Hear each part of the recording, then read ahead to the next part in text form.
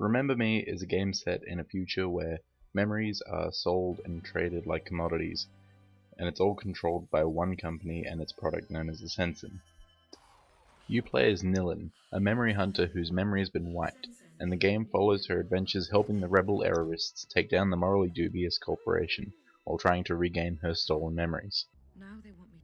The terrorist leader, Edge, also seems rather untrustworthy, and while this particular plot angle is pursued for a while, it's ultimately dropped. Due to this, Nilin's personality fluctuates between reluctant and highly cooperative, making her character seem a bit all over the place. The game is set in Neo-Paris, and its environments are generally the derelict slums or the higher class streets. They look fine, but the lack of variation is disappointing. Also disappointing is the lack of French dialogue or even accents.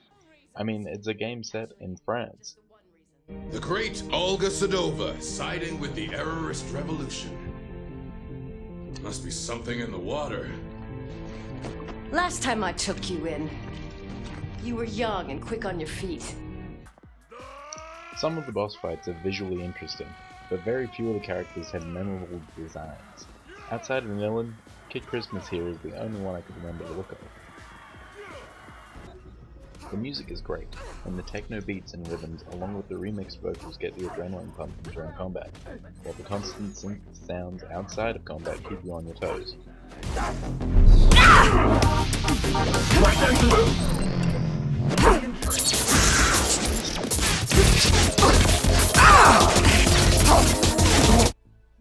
For the most part, the game runs well.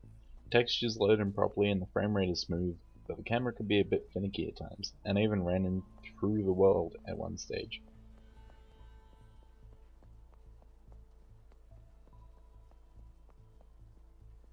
The core of the game is split into two parts, combat and platforming.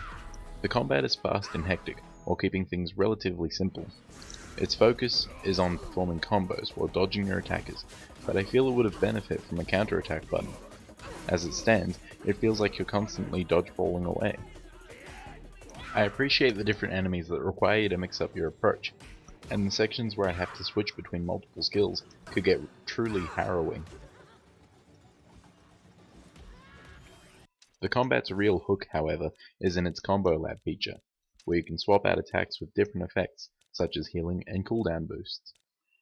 This allows you to give your combos different uses. For example, I could create a high damage power combo, or a combo built to heal Nilin with each successful hit. The platforming, unfortunately, is less interesting. It has a very Uncharted feel to it, but any challenge is removed by a big orange arrow that shows you the way. It's hand-holding at its very worst. Occasionally, you need to traverse obstacles quickly, but that's a very small portion of the time. Other than that, I found it very unchallenging. Last, but by no means least, are the memory remix sections. This mechanic tasks you with altering a person's mind through their memory. Maybe you make something happen that didn't. Maybe an event still occurs, but you shift the blame. It's an interesting mechanic, and often it requires a lot of trial and error. But half the fun of remix memories is to see how one small change can affect a situation. Considering the game is about memories, I would have thought that there were more of these sections in it, but there's only about 5. It's a squandered opportunity. In summary, Remember Me is an interesting game, though it's ultimately disappointing. The Combo Lab is a great idea, but you're restricted to a small number of combo skeletons, and the platforming has potential, but there's far too much hand-holding. Also, its setting, while nice in theory, just becomes another homogenized location because there's barely any reference to the game being set in France. It's not all bad though. The central idea of memories as digitized commodities and the risk that brings, as well as gameplay gems like the memory remixes, keep it from being just another action-adventure game. While Remember Me may seem forgettable against action-adventure giants like DMC and Bayonetta, it's a decent game in its own right. Give it a rent at the very least. Thanks for watching. For the full written review, head over to tophat-gamer.tumblr.com and be sure to follow me. Or, if you're so inclined, head over to the Top Hat Gamer Facebook page and slap the like button. Game on!